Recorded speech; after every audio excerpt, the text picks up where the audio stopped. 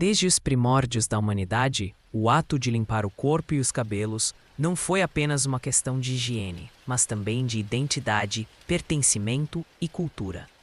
A forma como uma pessoa cuida dos seus cabelos, como os lava, perfuma e arruma, sempre disse algo sobre quem ela é, de onde vem, a qual grupo pertence e quais valores carrega. Para entendermos a história do shampoo, esse produto aparentemente simples que usamos quase sem pensar, é preciso voltar muito no tempo e acompanhar passo a passo a longa evolução da lavagem capilar. Antes que existisse a palavra shampoo, já existia a necessidade humana de lidar com o suor, com a poeira, com óleos naturais, com odores e com a aparência do cabelo. Ao longo dos séculos, diferentes civilizações desenvolveram métodos próprios para limpar e tratar os fios, usando o que tinham à disposição: água, cinzas, argilas, ervas, óleos, sabões rústicos, infusões e até substâncias que hoje consideraríamos agressivas. Cada época deixou sua marca no modo como lavamos o cabelo. E cada transformação tecnológica e cultural aproximou um pouco mais o mundo do shampoo moderno. Se imaginarmos um ser humano pré-histórico, vivendo em cavernas ou abrigado em tendas rudimentares, em contato constante com chuva, sol, fumaça de fogueiras e poeira, é provável que a lavagem dos cabelos fosse bastante simples e ocasional. A própria água dos rios, lagos e chuvas realizava uma limpeza parcial, removendo areia e resíduos, ainda que sem a ideia de lavar o cabelo como um ritual separado. A noção de higiene pessoal ainda estava muito associada à sobrevivência e ao conforto imediato. Aliviar o calor, retirar lama, afastar o incômodo de insetos. Alguns grupos pré-históricos podem ter utilizado plantas maceradas, cheias de seiva e espumas naturais, para friccionar o couro cabeludo, sem uma compreensão química do processo, mas guiados pela observação. Raízes e folhas que produziam espuma, como as de plantas ricas em saponinas, provavelmente chamaram a atenção por deixarem uma sensação diferente na pele e nos cabelos, talvez mais limpos, mais leves. Essas descobertas, repetidas e compartilhadas oralmente, são uma espécie de prenúncio muito distante do que muitos milênios depois seria o shampoo. Com o surgimento das primeiras grandes civilizações, como a Mesopotâmia, o Egito, o Vale do Indo e a China antiga, a higiene começou a se tornar mais estruturada, ligada tanto à saúde quanto à religião, ao status e ao ritual. No Egito Antigo, por exemplo, a relação com o cabelo era complexa. Muitos egípcios raspavam a cabeça para evitar piolhos e para suportar melhor o calor, usando perucas ornamentadas no dia a dia e em cerimônias. Essas perucas, por sua vez, exigiam cuidado. Elas eram feitas de cabelos humanos, fibras vegetais ou lã, e precisavam ser limpas de tempos em tempos para não acumularem odores. Para isso, os egípcios utilizavam misturas de água com natron, um mineral composto principalmente de carbonato de sódio, que atuava como uma espécie de detergente natural, e óleos perfumados extraídos de plantas. O couro cabeludo raspado podia ser massageado com óleos e pomadas, tanto por conforto quanto por proteção solar. A ideia de lavar misturava-se com a de ungir e perfumar, criando uma experiência sensorial que ia além da simples remoção de sujeira. Na Mesopotâmia, o desenvolvimento da fabricação de sabão, ainda em formas primitivas, também teve impacto na higiene do corpo e do cabelo. Registros antigos sugerem que misturas de gordura animal e cinzas vegetais eram aquecidas e resultavam numa substância alcalina que limpava mais profundamente do que apenas a água. No entanto, esse sabão inicial era bastante agressivo, ressecando a pele e provavelmente deixando o cabelo áspero, rígido e embaraçado. Em uma época em que o cabelo era um símbolo de força, honra ou posição social, especialmente para homens guerreiros e mulheres de famílias influentes. Qualquer prática de limpeza precisava ser equilibrada com a manutenção da aparência. Assim, a aplicação de óleos após a lavagem era comum, para devolver maciez e brilho. Enquanto isso, na antiga Índia, foi surgindo uma tradição que teria importância direta no surgimento do conceito de shampoo. Na cultura védica e mais tarde, na prática ayurvédica, os cabelos eram vistos como extensões energéticas do corpo. O cuidado com o couro cabeludo, com a circulação sanguínea na região e com a saúde dos fios, fazia parte de um conjunto de práticas voltadas à harmonia física e espiritual. Mulheres e homens utilizavam óleos vegetais, como o de coco, gergelim e amla, não apenas para perfumar, mas para fortalecer as raízes, prevenir queda e dar brilho. A lavagem em si era feita com preparados à base de plantas ricas em saponinas, como o reta, as chamadas nozes de sabão e o shikakai, que quando em contato com água e fricção, liberavam uma espuma suave, diferente do sabão duro de gordura e cinzas, que circulava em outras partes do mundo. Essas misturas vegetais limpavam de forma mais delicada, sem retirar totalmente os óleos naturais do couro cabeludo, e deixavam uma sensação menos agressiva. A palavra que mais tarde daria origem ao termo shampoo deriva do hindustani shampoo, que significava algo como massagear ou amassar, ligada à prática de massagear o couro cabeludo com óleos e preparos aromáticos. Na China antiga, a atenção ao cabelo também era um aspecto cultural profundo. O comprimento e a forma de prender os cabelos podiam revelar idade, gênero, estado civil e posição social. A limpeza envolvia enxágues com água morna e infusões de ervas, como chá verde, folhas de amoreira e flores de cravo, que ajudavam a remover odores e a suavizar os fios. Cinzas vegetais peneiradas e misturadas com água também eram usadas em algumas regiões, criando um líquido ligeiramente alcalino com poder detergente. Em muitos casos, o cabelo não era lavado com tanta frequência quanto lavamos hoje. O excesso de higienização não fazia parte do cotidiano, tanto pela dificuldade de acesso à água em algumas regiões, quanto pela ausência de um conceito moderno de cabelo limpo como visualmente solto, leve e sem resíduos. A Grécia e Roma antigas, por sua vez, desenvolveram uma cultura do banho extremamente elaborada, sobretudo em ambientes urbanos. Termas públicas eram espaços de socialização, de política, de relaxamento. Os corpos eram frequentemente untados com óleos perfumados, que depois eram raspados com instrumentos chamados estrígiles, removendo suor, poeira e oleosidade. O cabelo, entretanto, não era lavado diariamente com sabão.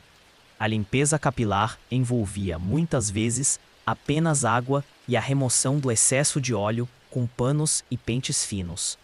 Algumas receitas caseiras incluíam o uso de cinzas finas, vinagre diluído ou vinho, que ajudavam a desengordurar os fios e o couro cabeludo. Ao mesmo tempo, cosméticos como pomadas e ungüentos perfumados eram aplicados para modelar e conferir brilho, especialmente entre mulheres de classe alta. O resultado era um cabelo que poderia parecer limpo, mas também bastante trabalhado, com cheiros intensos e textura moldada por substâncias gordurosas. Com o declínio do Império Romano e as transformações da Idade Média europeia, a relação com o corpo e a higiene mudou drasticamente em muitos lugares do continente. O banho frequente começou a ser visto com desconfiança em certas regiões e períodos, seja por motivos religiosos, seja por medo de que abrir os poros tornasse o corpo mais vulnerável a doenças. Banhos completos se tornaram menos comuns em alguns contextos, embora isso variasse muito entre regiões, classes sociais e momentos históricos. O cabelo, consequentemente, também era lavado com menor frequência. em vez de água e sabão. Era comum o uso de pós para absorver a oleosidade, como farinha fina, calcário triturado, argilas e até pó de ervas aromáticas. Esses pós eram aplicados na raiz e nas mechas, deixados por um tempo e depois escovados vigorosamente. O objetivo não era tanto lavar, no sentido moderno, mas controlar o brilho excessivo, o cheiro e a aparência de sujeira, criando uma superfície mais opaca e, de certa forma, mascarando o acúmulo de óleo. Ao mesmo tempo, em outras partes do mundo, a lavagem capilar seguiu caminhos diferentes. No mundo islâmico medieval, a prática de purificação e limpeza antes das orações diárias incentivava hábitos higiênicos mais regulares. A água era um elemento central, tanto na vida religiosa quanto na cotidiana. Sabões à base de azeite de oliva, como o que deu origem, posteriormente, ao famoso sabão de Alepo, eram produzidos em regiões do Oriente Médio. Embora esses sabões fossem inicialmente usados principalmente para o corpo e a roupa, também poderiam ser aplicados aos cabelos, especialmente diluídos em água. A sensação, entretanto, continuava sendo de certa aspereza, que precisava ser compensada com a aplicação de óleos e perfumes após a lavagem. Já no Japão pré-moderno, banhos frequentes em águas aquecidas, seja em fontes termais naturais, seja em banhos aquecidos artificialmente, faziam parte de uma rotina relativamente comum, sobretudo a partir de determinados períodos. O cabelo era lavado com água quente e, em alguns casos, com agentes naturais como farelos de arroz e infusões de plantas. Apesar disso, mulheres que usavam penteados elaborados com auxílio de óleos, ceras e adornos, não desfaziam os cabelos com tanta constância, o que limitava a frequência da lavagem completa dos fios. Em vez disso, retoques, escovações e a reaplicação de óleos mantinham o penteado por vários dias. Enquanto tantas tradições se desenvolviam paralelamente, um elemento em comum as atravessava: a ausência de um produto específico destinado somente ao cabelo, com formulação ajustada ao couro cabeludo e à fibra capilar. O que existia eram sabões genéricos, pós-absorventes, plantas espumantes e óleos. A tecnologia de produção de sabão artesanal consolidada entre a Idade Média e o início da Idade Moderna, especialmente nas regiões mediterrâneas, aos poucos começou a oferecer variações mais refinadas. Sabões de Marselha, à base de gorduras vegetais e soda, tornaram-se conhecidos, mas ainda assim era um produto único para corpo, roupas e, às vezes, cabelos, sem distinção clara. Na Europa dos séculos 17 e 18, a relação com o banho e o cabelo começou a se modificar sob a influência tanto da ciência quanto da moda. Nos círculos aristocráticos da França, por exemplo, era comum o uso de perucas volumosas, pesadas, muitas vezes empoadas com farinha e pó branco para criar o visual característico da época. Essas perucas eram tratadas, escovadas, limpas e, por vezes, perfumadas, enquanto o cabelo natural ficava escondido, muitas vezes raspado ou mantido bem curto por questões de higiene e praticidade. A lavagem direta do cabelo da cabeça continuava pouco frequente. O cheiro era mascarado com perfumes, e a sensação de limpeza estava muito ligada à aparência visualmente controlada, e não tanto à ausência total de resíduos. Enquanto isso, no subcontinente indiano, a tradição de massagear o couro cabeludo com óleos e de lavar com preparados à base de plantas continuava viva, transmitida de geração em geração. Era uma experiência que envolvia o tato, o cheiro e o cuidado familiar. Mães que massageavam o cabelo das filhas, profissionais chamados para fazer uma massagem capilar completa em mercados e ruas. O shampoo era, acima de tudo, esse ato de massagear vigorosamente o couro cabeludo, estimulando a circulação e a sensação de relaxamento. Com a expansão colonial europeia, especialmente a partir da presença britânica na Índia, viajantes, administradores e comerciantes começaram a ter contato com esse costume. Alguns britânicos passaram a apreciar a sensação de ter o couro cabeludo massageado com óleos aromáticos e depois enxaguado com preparações vegetais. O termo shampoo, derivado desse shampoo, acabou entrando no vocabulário inglês, inicialmente com o sentido de massagear e depois, gradualmente, com o significado de lavar e massagear o couro cabeludo com substâncias específicas. No século XIX, o mundo atravessava uma profunda transformação tecnológica e social. A Revolução Industrial alterava os ritmos de vida, as cidades cresciam, as fábricas multiplicavam-se. E com elas vinham fuligem, poluição, poeira e contato constante com substâncias antes pouco presentes no cotidiano. O ambiente urbano exigia novas formas de higiene. Ao mesmo tempo, a química começava a dar saltos significativos. Compostos eram isolados, reações eram entendidas e a produção em maior escala de produtos químicos se tornava possível. É nesse contexto que a ideia de um produto específico para lavar o cabelo começou a se consolidar. No início, o que se chamava shampoo, na Europa e nos Estados Unidos eram muitas vezes variações de sabões já existentes, adaptados para o uso capilar. Em vez de barras duras, surgiram preparações pastosas ou líquidas que podiam ser aplicadas diretamente no couro cabeludo. Algumas receitas envolviam sabão ralado dissolvido em água quente, misturado a ervas, essências aromáticas e, às vezes, adição de amônia para aumentar o poder de limpeza. O cheiro desses primeiros shampoos era marcante, muitas vezes forte, e o efeito sobre o cabelo, embora limpasse bem a oleosidade e a sujeira da cidade, podia ser excessivamente desengordurante, deixando os fios secos, quebradiços, sem brilho. Muitas mulheres, depois de usar esses produtos, aplicavam óleos ou loções para tentar devolver flexibilidade e maciez ao cabelo. Outra prática do século XIX era procurar profissionais especializados, chamados em alguns contextos de shampooers, que ofereciam em banhos públicos, salões ou barbearias, um serviço que combinava massagem vigorosa, fricção com sabões especiais e enxágues demorados. A experiência de lavar o cabelo deixava de ser apenas uma necessidade funcional e se tornava, para parte da população urbana, um momento específico de cuidado, quase um ritual social. Em algumas cidades britânicas, imigrantes indianos chegaram a abrir estabelecimentos onde ofereciam shampooing ao estilo da Índia, com massagens longas e óleos perfumados, fascinando clientes curiosos. Com o avanço do século XIX e o início do século XX, a química dos tensoativos começou a mudar lentamente o cenário.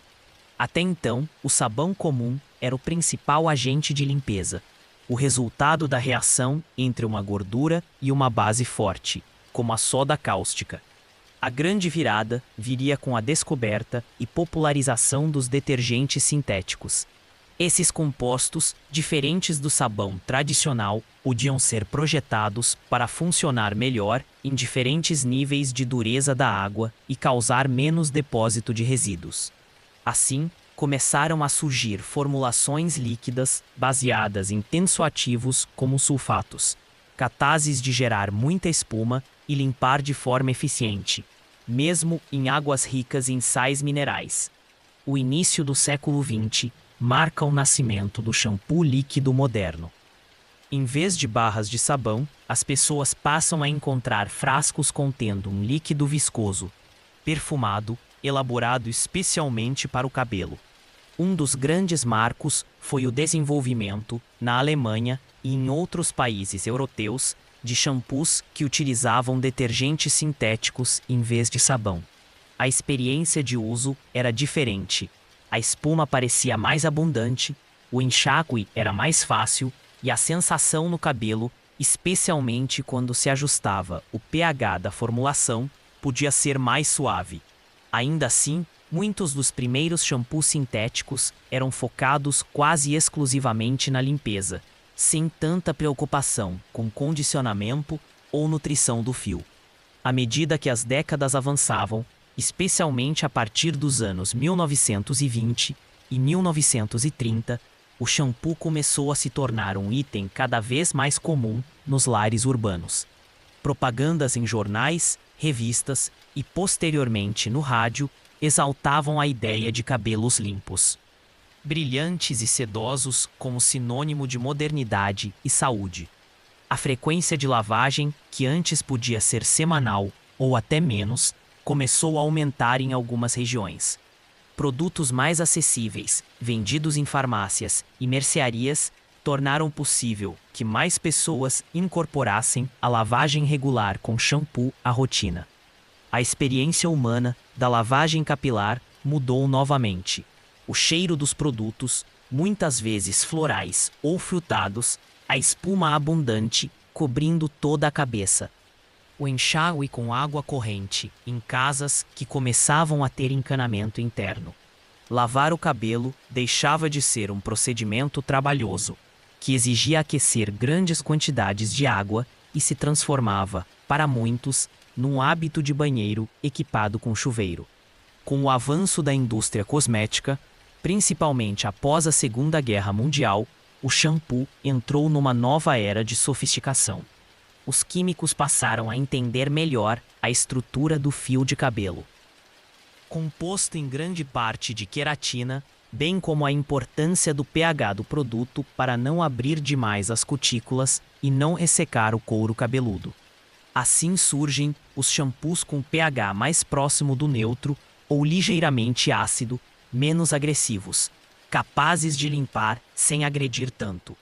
Ao mesmo tempo, a indústria começou a introduzir novos ingredientes, agentes condicionantes, silicones, proteínas hidrolisadas, vitaminas, extratos vegetais. Ainda que nem todos esses ingredientes tivessem o mesmo impacto profundo na estrutura do fio, eles ajudavam a modificar a sensação ao toque, o brilho, a maleabilidade.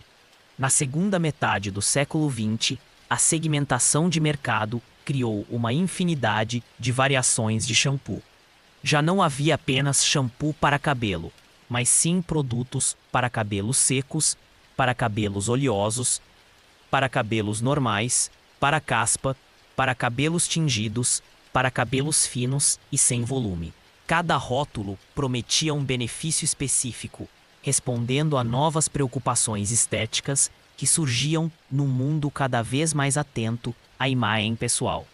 Pessoas que antes não pensavam muito sobre o tipo de cabelo que tinham, passaram a se enxergar dentro dessas categorias, procurando o produto que melhor se adequasse ao seu tipo particular. O impacto social dessa evolução foi profundo. Em muitas sociedades urbanas, apresentar-se com o cabelo limpo e bem cuidado passou a ser associado a profissionalismo, respeito próprio e até moralidade. O cheiro cotidiano de shampoo, aquele aroma que permanece levemente nos fios após a lavagem, tornou-se parte da experiência sensorial da convivência em escritórios, escolas, transportes públicos. Para muitas pessoas, lavar o cabelo com shampoo tornou-se um dos pequenos rituais de autocuidado capazes de marcar o início ou o fim de um dia. Um momento de contato consigo mesmo, de pausa. Deixar a água escorrer, sentir a espuma sendo massageada no couro cabeludo, fechar os olhos ao inalar o perfume do produto. Tudo isso passou a fazer parte de uma rotina quase automática, mas carregada de significados. Ao mesmo tempo, o shampoo entrou profundamente na cultura de consumo de massa. Marcas globais investiam em campanhas publicitárias que mostravam cabelos longos, brilhantes, balançando em câmera lenta. Promessas de brilho extraordinário, força desde a raiz ou reparação total do dano. Esses discursos ajudaram a construir um ideal de cabelo perfeito, muitas vezes distante da realidade da diversidade de texturas e tipos de fio existentes. Em muitos países, especialmente aqueles com forte herança de cabelos cacheados, crespos e ondulados. Formou-se um contraste entre o que a mídia apresentava como cabelo ideal e o que grande parte da população efetivamente tinha.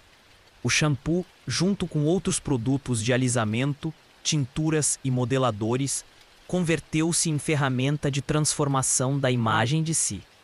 Nas últimas décadas do século XX e início do XXI, novas preocupações começaram a se somar às tradicionais questões de limpeza e estética. Consumidores mais atentos passaram a questionar os ingredientes presentes nas fórmulas, como certos tipos de sulfatos, parabenos e fragrâncias sintéticas.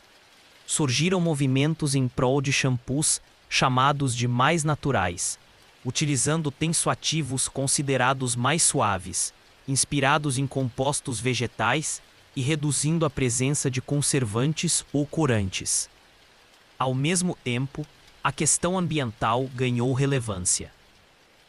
A produção em larga escala de shampoos líquidos em embalagens plásticas desencadeou discussões sobre resíduos, reciclagem e impacto ecológico. Em resposta, algumas marcas passaram a oferecer refis, embalagens reutilizáveis, fórmulas concentradas e, mais recentemente, shampoos em barra, que retomavam sob uma nova linguagem algo da antiguidade, porém com tecnologia moderna. Esses shampoos em barra do período contemporâneo são diferentes do sabão comum, ainda que possam lembrar, visualmente, uma barra de sabão tradicional. São formulações que utilizam tensoativos sintéticos ou derivados vegetais, ajustados para o pH do cabelo, e combinados com óleos vegetais, manteigas, extratos botânicos. Para o usuário, a experiência sensorial é semelhante à do shampoo líquido. A barra é friccionada nos cabelos úmidos, ou nas mãos, formando uma espuma densa, que é então massageada no couro cabeludo. A diferença principal está na redução de embalagens plásticas e, em alguns casos, na sensação subjetiva de estar usando um produto mais artesanal e sustentável. A história parece dar uma volta. Voltamos a um produto sólido para lavar o cabelo, mas agora apoiado em um século de avanços na química cosmética. Um outro movimento importante dos tempos recentes é a redescoberta de práticas tradicionais, como as nozes do sabão indianas, o shikakai, ou receitas caseiras à base de argilas e vinagres, agora reinterpretadas dentro de discursos de volta ao natural. Pessoas que se preocupam com sensibilidades cutâneas, alergias ou impactos ambientais passam a testar métodos de lavagem alternativos, alguns com maior embasamento científico, outros mais experimentais. Ao mesmo tempo, a indústria continua inovando, introduzindo shampoos específicos para cabelos cacheados e crespos, que buscam respeitar a curvatura natural dos fios, reduzindo o ressecamento. Shampoos tonalizantes para manter a cor de cabelos tingidos. Shampoos anti-resíduos para limpeza mais profunda, usados com menor frequência. Produtos com ingredientes como pantenol, ceramidas, óleos de argan, jojoba ou macadâmia, que prometem cuidar não só da limpeza, mas de toda a saúde do fio. A tecnologia também avançou no nível microscópico. Pesquisas em laboratórios de cosmética examinam como os tensoativos interagem com a queratina, como aditivos condicionantes se depositam na superfície do fio, formando uma espécie de filme protetor, e como o pH da formulação influencia o alinhamento das cutículas. Esses detalhes, imperceptíveis a olho nu, traduzem-se em sensações muito concretas na experiência diária de quem usa shampoo. Facilidade ou dificuldade para desembaraçar. Sensação de maciez ao passar os dedos pelos cabelos. Brilho sob a luz do sol ou de lâmpadas. Menor ou maior tendência ao frizz. Assim, o produto que começou na história como uma mistura bruta de gordura e cinzas, ou como um punhado de plantas espumantes colhidas à beira de um rio, se tornou uma solução cuidadosamente calibrada, em que cada componente tem uma função específica. Do ponto de vista cultural, o shampoo moderno consolidou a ideia de que o cabelo deve ser regularmente lavado com produtos específicos, quase sempre acompanhados de um segundo produto, o condicionador. A própria sequência shampoo e condicionador estrutura a rotina de banho de milhões de pessoas ao redor do mundo. E ainda que existam variações culturais significativas, alguns grupos lavam o cabelo diariamente, outros a cada poucos dias.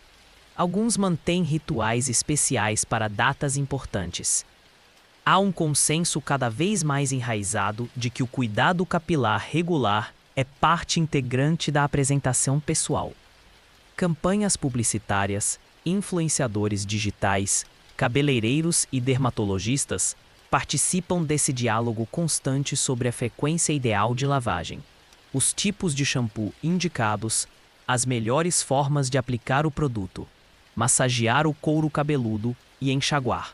É interessante notar que, mesmo com tanta tecnologia e variedade, muitos elementos antigos permanecem vivos, ainda que transformados. A massagem do couro cabeludo, que deu origem à palavra shampoo, continua sendo uma parte central da experiência. Em muitos salões de beleza, o momento da lavagem é um dos preferidos pelos clientes. A pessoa se reclina, fecha os olhos, sente a água morna escorrer, a espuma envolvendo os fios, os dedos do profissional fazendo movimentos circulares que aliviam tensões. É um eco distante daqueles antigos shampoo indianos, das massagens familiares, das práticas de bem-estar que viam o cabelo não apenas como algo a ser limpo, mas como uma região privilegiada para o relaxamento e o cuidado. Da mesma forma, o uso de fragrâncias, tão importante no Egito Antigo, na Grécia, em Roma, em tantas outras culturas, permanece central no shampoo. O cheiro de um shampoo pode evocar memórias de infância, de uma casa específica, de um momento da vida. Algumas pessoas se mantêm fiéis à mesma marca e fragrância por anos, porque aquele cheiro se torna parte de sua identidade. Outras gostam de variar, experimentando novos aromas de flores, frutas, madeiras, especiarias. A escolha do shampoo, portanto, não é apenas uma questão técnica, mas também afetiva e subjetiva. Nos últimos anos, outra camada se acrescentou à história do shampoo: a discussão sobre representatividade e diversidade. Durante muito tempo, a publicidade de produtos capilares focou em um padrão bastante limitado de tipos de cabelo, o que reforçou estereótipos e excluiu visualmente muitas pessoas. Com a valorização crescente de cabelos crespos, cacheados, ondulados, grisalhos e de estilos tradicionais de diferentes grupos étnicos, o mercado de shampoos e produtos capilares começou a se adaptar, ainda que com caminhos desiguais. Empresas passaram a oferecer linhas específicas para texturas diversas, a destacar modelos com múltiplos tipos de cabelo em campanhas e a dialogar mais abertamente com necessidades antes ignoradas, como a de preservar a hidratação natural em cabelos que, por sua forma em espiral, têm mais dificuldade de distribuir o óleo natural da raiz até as pontas. Enquanto isso, a ciência médica também olha para o shampoo com interesse clínico. Dermatologistas estudam como determinados tensoativos e aditivos podem desencadear ou agravar condições como dermatite seborreica, alergias de contato ou ressecamento intenso.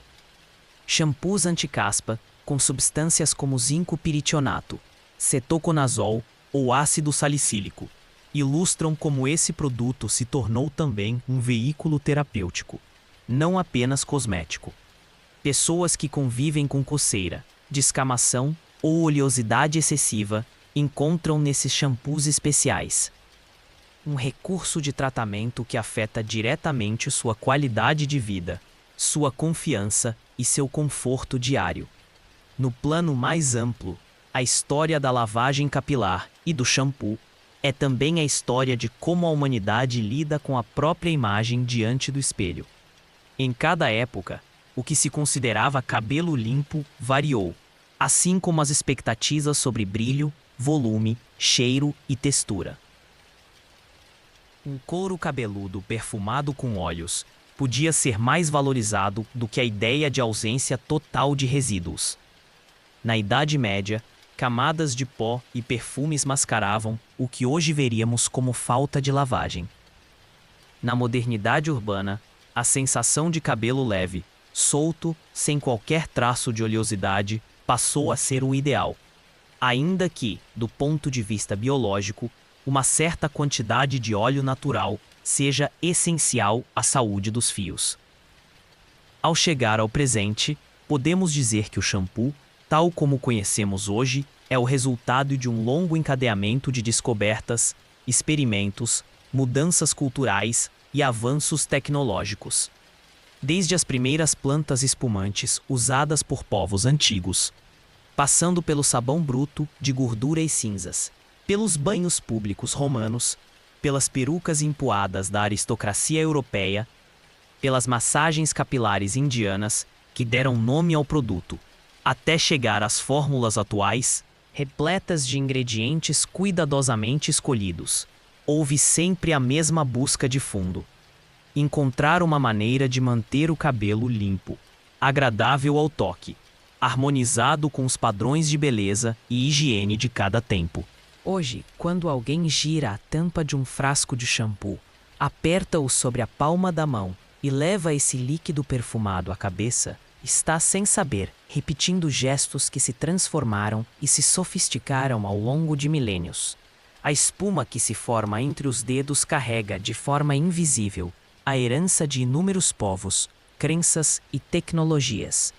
A tranquilidade com que encaramos o ato de lavar os cabelos, como se fosse algo simples, corriqueiro, quase banal, só é possível porque, ao longo da história, cientistas, artesãos, comerciantes, curandeiros, barbeiros, cabeleireiros e famílias inteiras testaram, aperfeiçoaram e transmitiram práticas de cuidado capilar.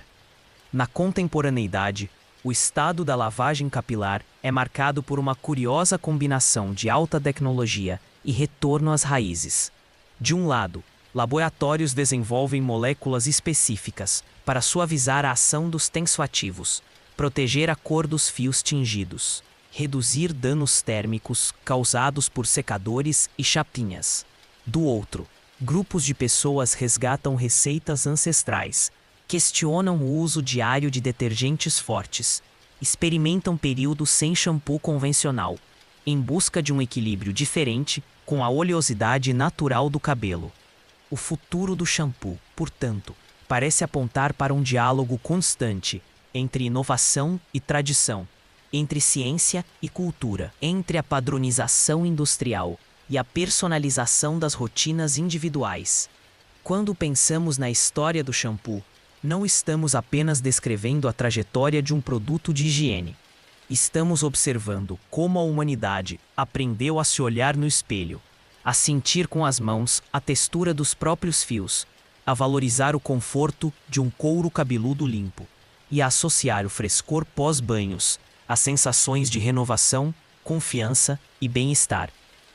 Cada frasco de shampoo em uma prateleira de supermercado, de farmácia ou de um pequeno comércio de bairro é, de certo modo, uma síntese silenciosa de séculos de mudanças na forma como vivemos, trabalhamos, amamos, nos mostramos ao mundo e cuidamos de nós mesmos. E é nesse gesto tão simples de levar as mãos ensaboadas à cabeça, fechar os olhos e deixar a água escorrer que essa longa história continua, dia após dia, fio a fio.